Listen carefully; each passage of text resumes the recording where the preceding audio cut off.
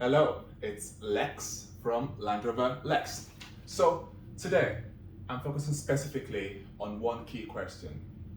When should you expect to receive delivery of your Grenadier once you've made your reservation? That's the question I'm looking to answer. And let's just get into it. Let's do it. Cool. So before I answer the questions, I think we need to set some things right. Number one is, what do we know? So we know from Grenadier that they are planning to get to a place, so they're planning to start gradually, and by 2026, they want to be able to be making 30,000 Grenadiers by then.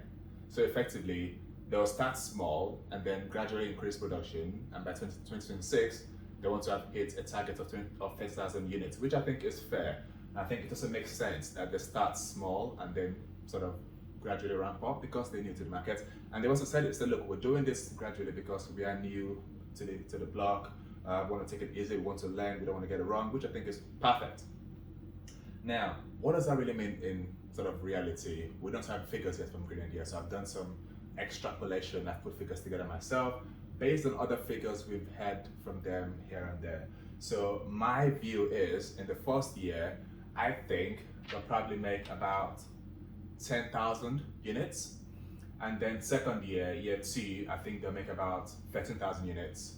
And then year three, there'll be a 5K increase, so they'll make 18,000 units. And then year four, I reckon they'll ramp up to, well, they'll make 23,000 units, so maintain 5K rise from the last year.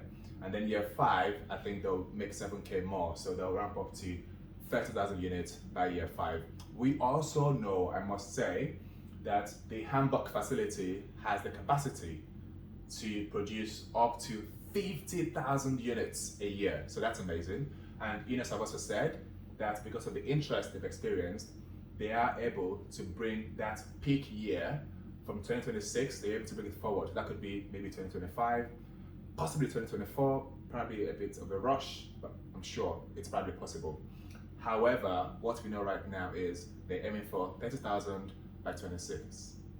Now, I think I'd like to focus on two key figures. So my estimates for year one and year two productions, which are 10,000 for year one and 13K for year two.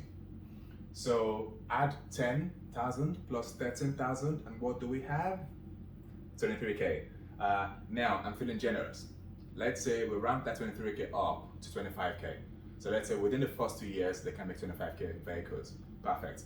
Take that 25K, put it to one side. What else do we know? We know that Ineos have got this massive 75K thousand people who have committed to following their journey. Having listened to some of my viewers, I'm going to take a figure based on Tesla figure that's provided to me by one of my followers in terms of actually of that 75K, if we're to be very, very conservative, perhaps 30,000 of those 75,000 people will go ahead and actually buy the Grenadier, which is fine. So now let's put those two figures together.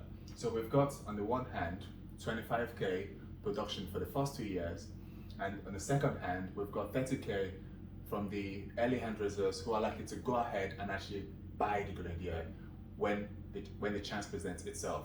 So what that already spells out to me is the first 2 years of production will go to fulfill orders from the early hand raisers. So the first lesson here is, those of you who are going online on the 14th of October to make your order will likely be receiving your vehicles in the third year of production. So what that means is that you'll be experiencing at least 2 years of delay. Now, is that good? Is that bad? Is that right? Is that wrong? Pack that to one side. We'll come back to that later. Now, what else do we know? We also know that Grenadier have said they're selling the market, the cars, the 4x4s in several markets around the world. So we know obviously it's been sold in UK, we know it's been sold in EU, we know it's been sold in Northern America, so you've got US and Canada. We know it's been sold in Sub-Saharan Africa. We know it's been sold in Australia as well. We know it's also going to Middle East and Northern Africa. Now, my view is the dates Ineos have set for those markets we won't stay will stay the same for early hand raisers in those markets. So if you're an early hand raiser in all the other markets I've just listed, you should be receiving the delivery of your vehicles at the dates and the years Ineos has stated. So for example, if you're in Australia, you'll be getting it late next year. If you're in the UK, you'll be receiving yours next summer. If you're in the US, 2023, you'll be getting it. However, if you are one of those people who were going ahead to make your reservation on the 14th of October, I reckon you will need to add at least 2 years to your expected delivery date. Why? Because the first 2 years of production, at the very least, will be going towards fulfilling the orders from the early hand raisers. Now, is that good? Is that bad? Is it right? Is it wrong? All of the above, none of the above. My personal view is, it is still worth you going in to make that order. Put your hat in the ring, get in as early as possible, and then just wait. The cost to you is you've got £450 or dollars or Australian US dollars just sitting in Grenadier's bank accounts for 2 to 3 years. That's the only cost. And if you want, just press that refund button, your money comes back to you. Otherwise, just leave it there and wait to be called to come in and make your configuration. Now, that's the end of this video.